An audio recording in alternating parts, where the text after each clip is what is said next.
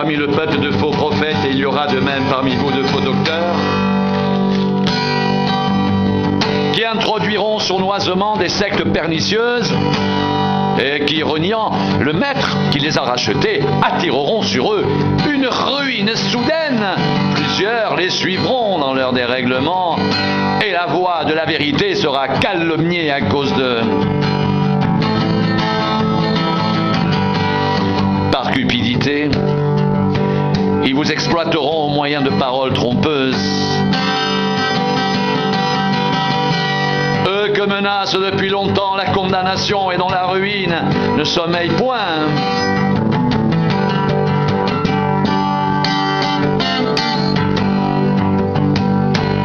Car si Dieu n'a pas épargné les anges qui ont péché, mais s'il les a précipités dans les abîmes de ténèbres et les réserve pour le jugement, s'il n'a pas épargné l'ancien monde, mais s'il a sauvé 8 personnes dont Noé, ce prédicateur de la justice, lorsqu'il fit venir le déluge sur un monde d'impies, s'il a condamné à la destruction et réduit en cendres les villes de Sodome et de Gomorrhe, les donnant comme exemple aux impies à venir, et s'il a délivré Lot le juste, profondément attristé de la conduite de ces hommes sans frein dans leur dérèglement, car ce juste qui habitait au milieu d'eux tourmentait journellement son âme juste à cause de ce qu'il voyait et entendait de leurs œuvres criminelles. Le Seigneur s'est donc délivré de l'épreuve les hommes pieux et réservé les injustes pour être punis au jour du jugement. Surtout ceux qui courent après la chair dans un désir d'impureté et qui méprisent l'autorité.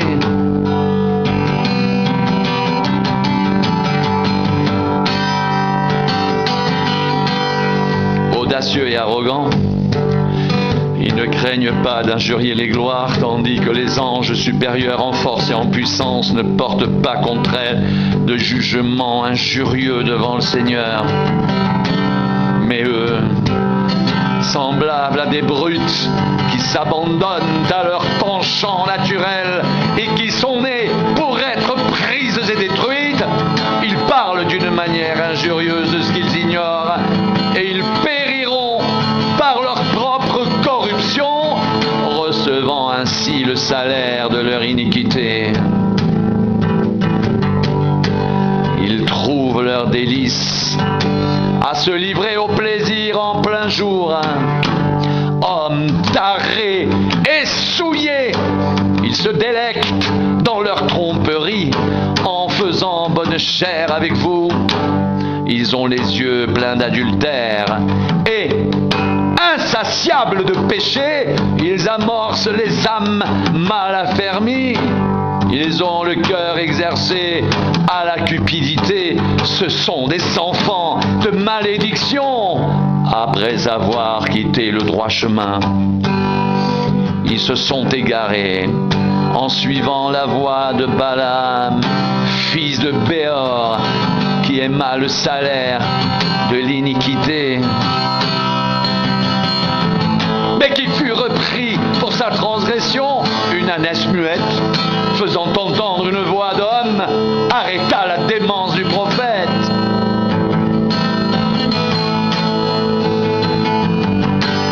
Ces gens-là sont des fontaines sans eau, des nuées que chasse un tourbillon. L'obscurité des ténèbres leur est réservée.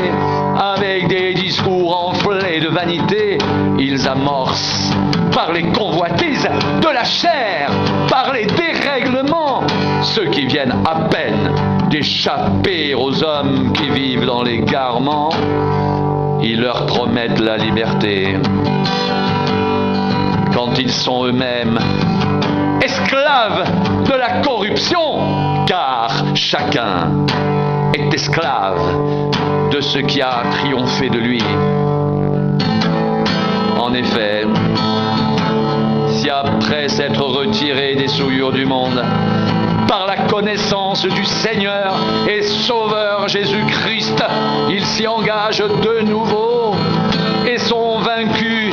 Leur dernière condition est pire que la première, car mieux valait pour eux n'avoir pas connu la voie de la justice que de l'avoir connue et de se détourner du saint commandement qui leur avait été donné.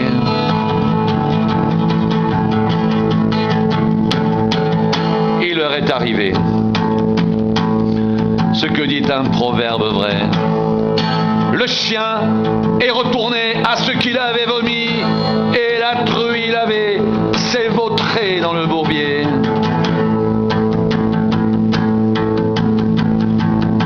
Voici déjà, bien-aimés, la seconde lettre que je vous écris. Dans l'une et dans l'autre, je cherche à éveiller par des avertissements votre saine intelligence, afin que vous vous souveniez des choses annoncées d'avance par les saints prophètes et du commandement du Seigneur et Sauveur enseigné par vos apôtres. Sachez avant tout que dans les derniers jours, il viendra des moqueurs avec leur raillerie et marchant selon leur propre convoitise. Ils disent: où est la promesse de son avènement? Car depuis que les pères sont morts, tout demeure comme dès le commencement de la création. Ils veulent ignorer en effet que des cieux existèrent autrefois, par la parole de Dieu, ainsi qu'une terre tirée de l'eau est formée au moyen de l'eau, et que par ces choses le monde d'alors périt, submergé par l'eau. Mais par la même parole, les cieux et la terre d'à présent sont gardés et réservés pour le feu, pour le jour du jugement, de la ruine des hommes impies. Mais il est une chose, bien-aimée, que vous ne devez pas ignorer, c'est que devant le Seigneur un jour est comme 1000 ans, et 1000 ans sont comme un jour.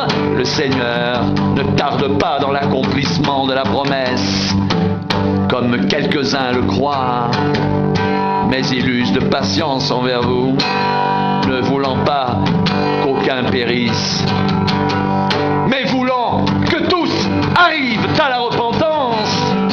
Le jour du Seigneur viendra comme un voleur. En ce jour, les cieux passeront avec fracas, les éléments embrasés se dissoudront, et la terre avec les œuvres qu'elle renferme sera consumée.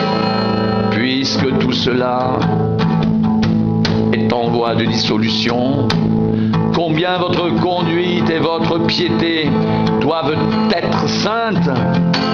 Attendez et hâtez l'avènement du jour de Dieu, jour à cause duquel les cieux enflammés se dissoudront et les éléments embrasés se fondront.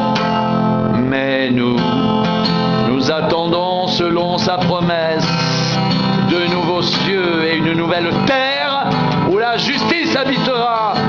C'est pourquoi, bien-aimés, en attendant ces choses, appliquez-vous à être trouvés par lui, sans tache et irréprochable dans la paix.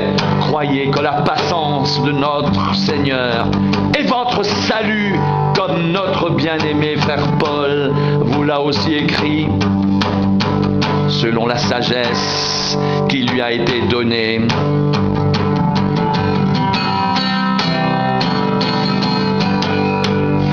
C'est ce qu'il fait dans toutes les lettres, où il parle de ces choses dans lesquelles il y a des points difficiles à comprendre, dont les personnes ignorantes et mal affermies tordent le sens, comme celui des autres Écritures, pour leur propre ruine.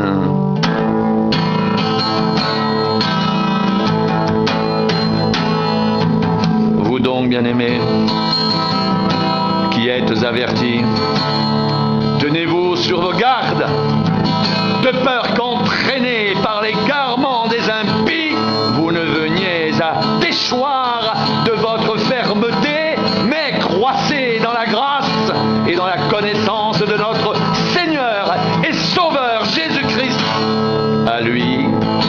soit la gloire maintenant.